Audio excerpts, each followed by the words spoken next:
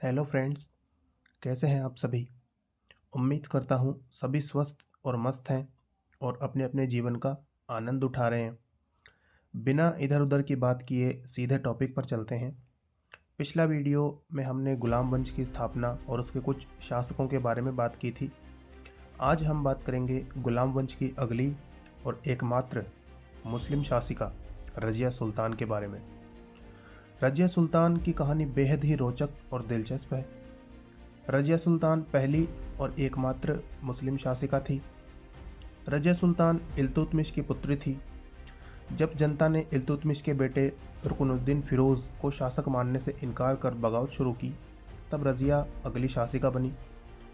रजिया सुल्तान का कार्यकाल 1236 से 1240 ईस्वी तक था और इल्तुतमिश द्वारा निर्मित चालीसा की मदद से वो शासिका बन पाई। रानी बनते ही रजिया ने शरीयत के नियमों के विरुद्ध जाके बुर्के का त्याग किया और चोगा, काबा तथा टोपी को अपने पहनावे का हिस्सा बनाया। रजिया एक बहादुर और निडर रानी थी और युद्ध लड़ने के लिए स्वयं जाया करती थी। रजिया सुल्तान की कहानी में दिलचस्प है उसका लव ट्रायंगल, जो था रजिया सुल्तान, याकूत और अल्तुनिया के बीच। याकूत एक गैर तुर्क था जो रजिया से प्रेम करता था और रजिया ने उसे अमीर-ए-आखुर का पद दे दिया था। अमीर-ए-आखुर का अर्थ होता है अश्वशाला का प्रधान। अश्वशाला वो जगह होती है जहाँ घोड़ों को रखा जाता है। अल्तुनिया और रजिया बचपन के साथी थे और दोनों एक दूसरे से प्रेम भी करते थे। यह भी कहा जाता है कि याकूत और रजिया के बीच एक बेनामी रिश्ता था, जिसकी खबर अल्तुनिया को पता लगते ही उसने याकूत को मरवा दिया।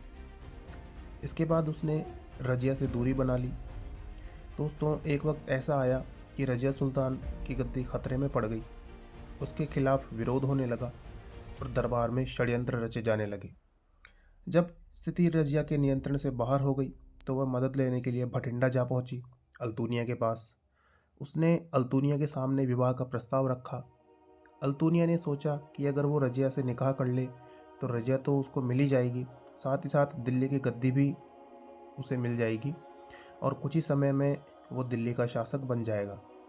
इसलिए अल्तुनिया ने रजिया सुल्तान से विवाह कर लिया और दिल्ली की ओर निकल पड़ा। उधर दिल्ली में षड्यंत्रकारियों ने रजिया के दूसरे भाई बहराम शाह को रजिया के खिलाफ भड़काया और उसे शासक बनाने की बात कही। इसी बहकावे में आकर बहराम शाह ने कैथल में हमलावरों की सहायता से रजिया सुल्तान और अल्तुनिया दोनों की हत्या करवा दी। इस प्रकार अंत हुआ रजिया सुल्तान का। दोस्तों, मात्र 4 वर्ष के अपने कार्यकाल में रजिया ने जनता की भलाई के लिए कई सराहनीय कार्य किए थे। जैसे उसने राष्ट्र के आधार का विस्तार करने के लिए लेन देन अर्थात विनिमय को बढ़ावा दिया, गलियों का निर्माण करवाया, कुओं की खुदाई भी करवाई। उसने खोज कार्यों के लिए विद्यालयों, संस्थाओं व स्थलों का निर्माण करवाया और पुस्तकालय खुलवाए। यहाँ तक कि उसने शिल्पकारिता और संस्कृति के क्षेत्र में भी योगदान दिया और विद्वानों, चित्रकारों और शिल्पकारों का समर्थन किया। दिल्ली के तख्त पर बैठते ही रजिया ने अपने साम्राज्य में फैली अशांति पर काबू पाया और दोबारा शांति स्थापित की। दिल्ली के तख्त पर शासन करने वाली एकमात्र मुस्लिम और तुर्की महिला शासक रजिया सुल्तान और उसके प्रेमी याकूत की कब्र का दावा 3 अलग अलग जगहों पर किया जाता है। रजिया सुल्तान की मज़ार को लेकर इतिहासकार एक मत नहीं है। रजिया सुल्तान की मज़ार पर दिल्ली, कैथल और टोंक अपना अपना दावा जताते आए हैं। इन तीनों स्थानों पर स्थित मज़ारों पर अरबी फ़ारसी भाषा में रजिया सुल्तान लिखे होने के संकेत तो मिले हैं, लेकिन ठोस प्रमाण नहीं मिल सके। राजस्थान के टोंक जिले में रजिया और उसके दास याकूत की मज़ार के कुछ ठोस प्रमाण मिले हैं। यहाँ पुराने कब्रिस्तान के पास एक विशाल मज़ार मिली है, जिस पर फ़ारसी भाषा में सल्तनत हिंद रजिया उकेरा गया है। पास ही में एक छोटी मज़ार भी है जो याकूत की हो सकती है, जबकि ऐसी ही एक मज़ार वर्तमान के हरियाणा राज्य के कैथल जिले में भी है। ज़्यादातर इतिहासकार इसे ही रजिया सुल्तान की कब्र मानते हैं।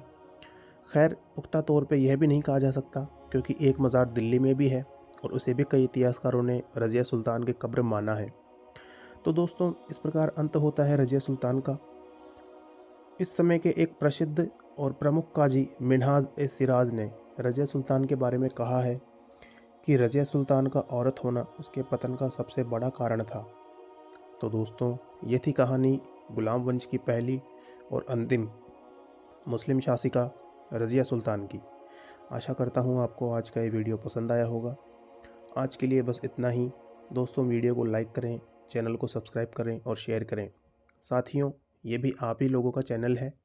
इसकी ग्रोथ में आप भी अपना अमूल्य योगदान देवें।